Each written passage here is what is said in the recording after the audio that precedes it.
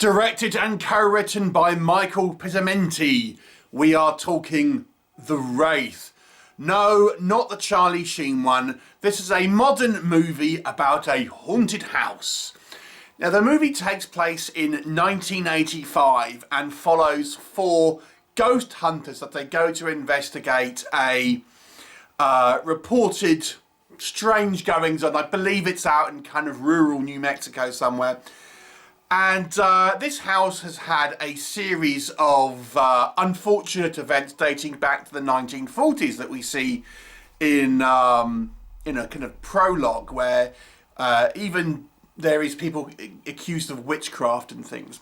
So these four ghost hunters turn up at this house and they're there to investigate this woman who says her children have gone missing, and, you know, along with these kind of strange occurrences, it all adds up to spooky goings on.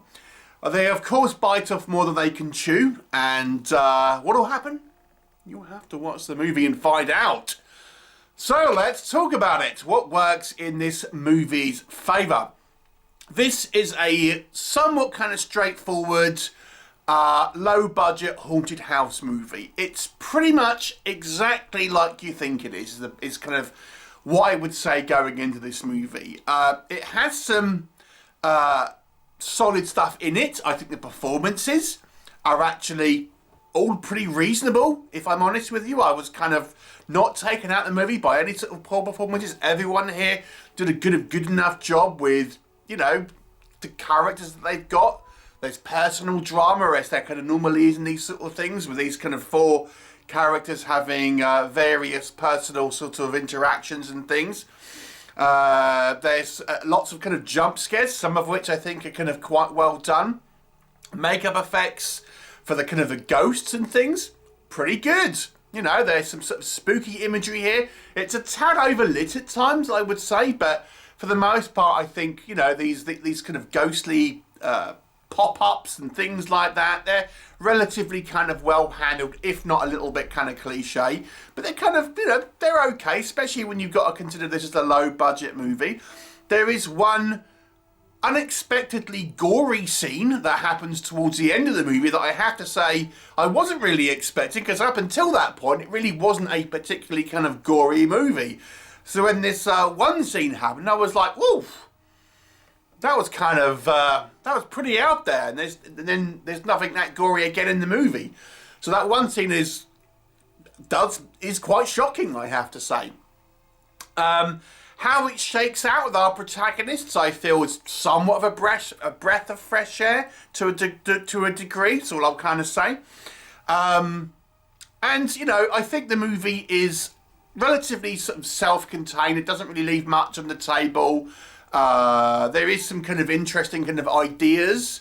So in regards to the kind of the setup and stuff, and the 80s aesthetic is kind of quite fun. We've kind of got the big crimped hair and things like that. I presume this was a way to not have mobile phones and things to kind of cut our protagonists off, but you know, it's not like super 80s. It's not like loads of like 80s music and stuff, because obviously they don't have the licenses, because this is a low budget movie. But there's an attempt here to have the fashion and the kind of the hair to a degree, I would say, which kind of makes it sort of somewhat fun. It's relatively well paced. You know, it's competently shot. Although I do think the kind of the cinematography, as I say, lacks a little bit in the creep factor. It's quite basic in regards to how it's shot, but it's competent.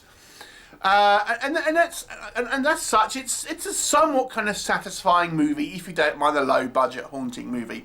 What doesn't work in this movie, I've kind of alluded to a lot of it, to be honest. This is very much somewhat of a cookie cutter movie. It's not terribly brilliant, but it's not terribly bad in any respect here. It's very much a middle-of-the-road movie.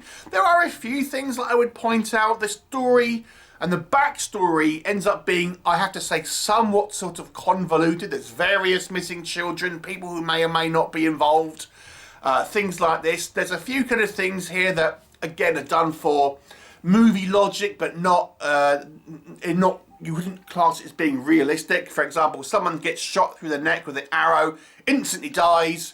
You know, they're not choking out, they're not bleeding out. That, you know, that doesn't kill you instantly. Things like this. we've got a character who turns up at the beginning who is wearing such a comically bad wig and fake beard that no one sort of like, that no one kind of mentions it. Now, in the movie, he is wearing a fake beard and wig.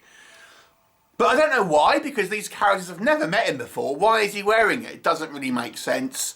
And it's so comically obvious, it would have been better had the characters acknowledged it and go, was that guy wearing a fake beard? Why? You know, maybe it's just some sort of nutter. But it's like, no, it just looks terrible. Just don't wear it. It didn't have any relevance. The characters didn't know him beforehand. It doesn't make any difference whether he has this or not.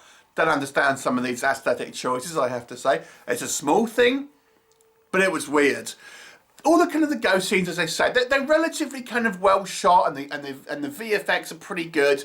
But it's all that sort of typical thing where someone's kind of looking, you know, at the camera, and there's a ghost behind him, and then they're kind of like, you know, they don't see it, and then they look round, and of course it's gone. That sort of thing. It's that sort of typical sort of, you've seen these type of setups before. It doesn't really offer anything new in regards to the sort of the story elements here. And as I say, I think this movie, the look of it is, it feels like a daytime TV show at times, the way it's shot, and it really lacks in that sort of that creepy cinematography. There's not really much done here to add to the film's kind of like eerie aesthetic here by the people who have filmed it, because it's very kind of like, just the camera's kind of plonked down and let it go, and as they say, sometimes it's a little overlit at times, and there's never an attempt here to immerse the viewer in a kind of a creepy movie in any way. I mean, some of the stuff that happens, there's some reasonable jump scares, there's some reasonable kind of like stuff going on in regards to the mythology, but it never pluses it. As I say, some of the kind of the backstory ends up being a little convoluted and a little bit typical. You know, I won't say what it is, but you can guess. You can guess the amazing reveal that will take place towards the end of the, you know, towards the third act and stuff. Oh, I didn't see that coming. So you know, it's all okay. I mean, the performances are fine. The characters are somewhat sort of two-dimensional, of course. They've got these kind of like relationship dramas. These films always have that. Like I say, it's very much what you're going to expect with a kind of a lower budget haunting. And as such, I'm just going to give it a very much down-the-line review. I think this is fine if you don't mind a low-budget movie. It's not bad in any way, I would suggest, but at the same time, it never excels. And you will kind of roll your eyes at some of the kind of the more sort of like less well thought out moments in the film. I'll give it a 5 out of 10. It's fine. Have you seen it? What did you think of it? Leave me a comment and I'll look forward to seeing you next time.